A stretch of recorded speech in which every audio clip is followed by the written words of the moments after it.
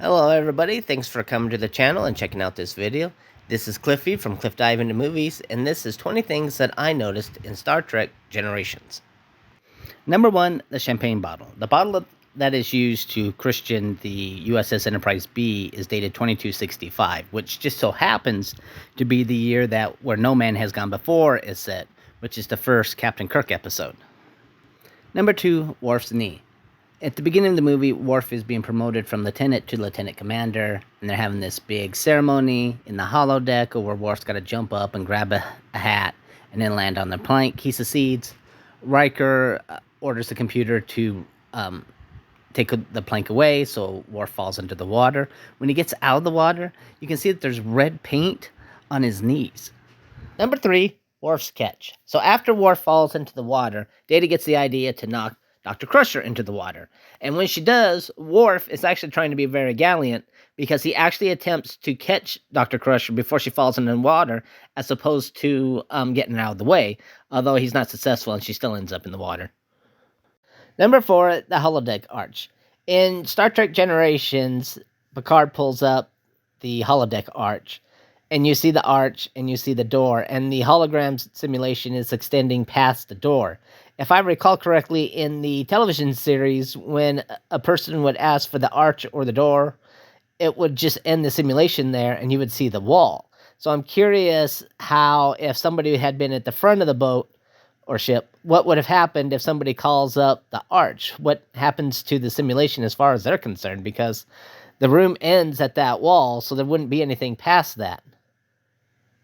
Number 5, Picard's fish tank. In the series Star Trek The Next Generation, Picard had a fish tank in his ready room, and it had fish in it. I believe there was a lionfish that was called Livingston. I think I seen a trading card that had his name on it one time.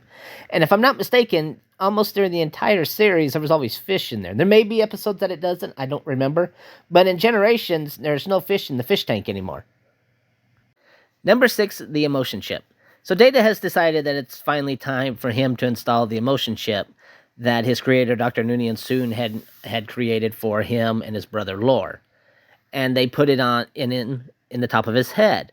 The only thing is, in the TV show, the place where the emotion chip went in was on the side of his head by his ears. And the chip also looks different in the TV show than in Generations. Number 7, LaForge's eyes.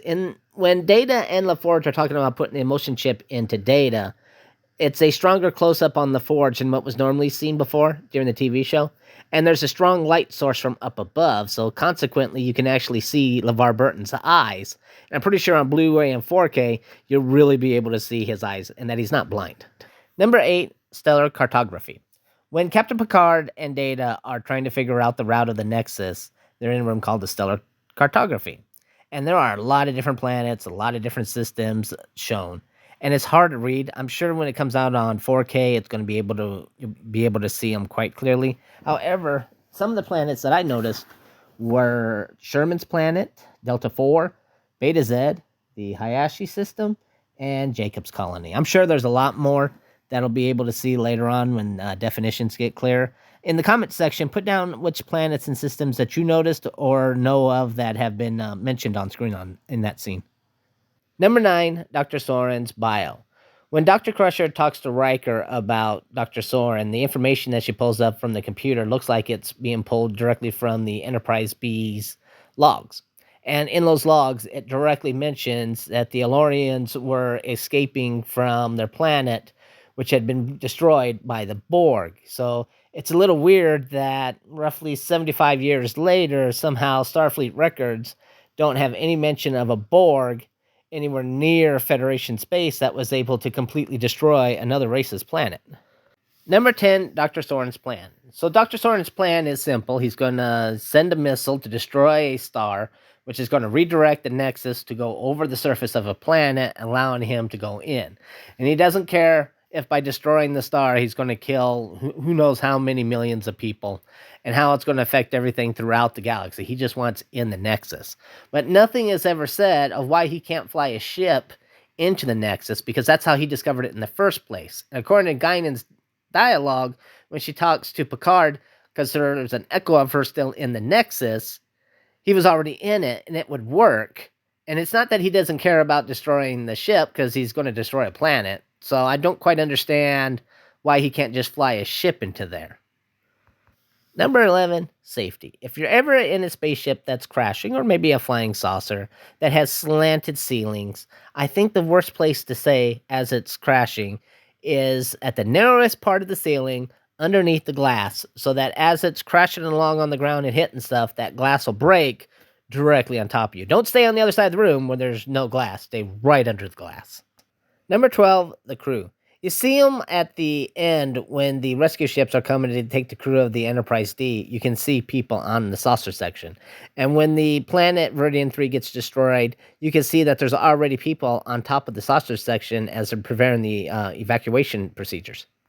Number 13, the light. So after the Enterprise D crash lands, Data and Troy are pushed up against the front wall just underneath the main view screen, and there are lights coming through the wall. I don't know if that's supposed to be the outside lights, because I kind of get the impression that they are, which would mean that that wall was awfully thin. So exactly what are those lights? And you can tell from Troy's shoulder that those lights are coming from the wall, not from up above. Number 14, the missile. I don't know how far Viridian 3 is from its star, but I'm pretty sure that in order for a missile to go from Viridian 3 to the star that it rotates around, it would have to have warp capabilities in order for it to get there in a matter of seconds, because it seems to be only slightly slower than the shockwave that goes from the sun to Viridian 3. Number 15, the sun. So Dr. Soran's missile goes up into the air, goes towards the sun, and Picard and Dr. Soran are watching it, and they're staring directly at the sun, which you should never do. The only thing is, Picard is looking directly at the sun, yet clearly the sun is shining on the side of his head, which is made even more obvious when the sun goes supernova and it gets darker, but the sun is still bright on the side of his head. Number 16, Kirk's Paradise. So Picard ends up going into the Nexus and he meets Captain Kirk, where we find that Captain Kirk is cutting wood at a cabin in the mountains, and his idea of fun is riding his horses through a grassy plain and jumping ravines. And Kirk's by himself, and he's wearing his Starfleet uniform. This just seems like a weird paradise for Kirk. I would have thought that he would be on a starship, or there'd be women, or maybe Bones and Spock might be there too. I don't know. Number 17, the plank. So Kirk decides to take the horse out, goes for a run. He goes across a grassy plain, and he jumps over a ravine that has always scared him before when he was younger. The interesting thing is that during the establishing shot of the ravine, there quite clearly is a plank there that disappears when Kirk jumps it.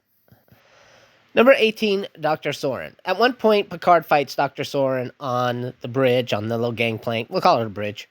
And when Dr. Soran approaches the bridge, he's on the right-hand side. And then when Picard and Soran end up in the Nexus, Picard meets up with Kirk.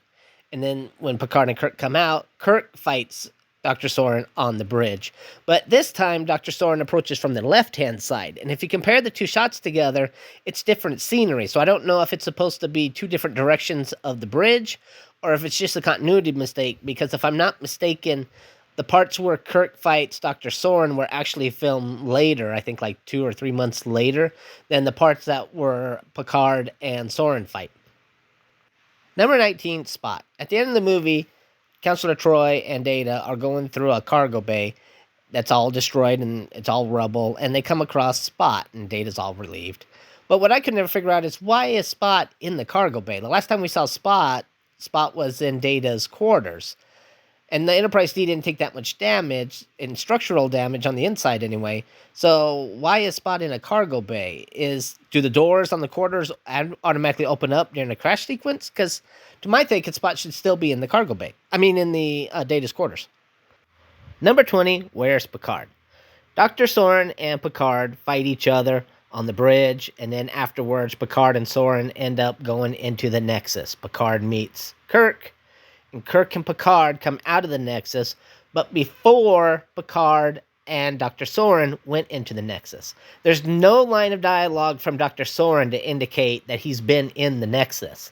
This is the guy who hasn't been in, which means there also is a Picard around that time frame that hasn't gotten into the Nexus yet. And there's nothing that states that the Picard that had come through the Nexus somehow replaces the one that didn't, because you've kind of got an Austin Powers plot point here. They say time is the fire in which we burn. It's like a predator. It's stalking you. And that's been 20 things I noticed in Star Trek Generations. My name's Cliffy. I hope you liked the video as much as I did making it. Check out my other videos that I have on my channel. And alright, take care.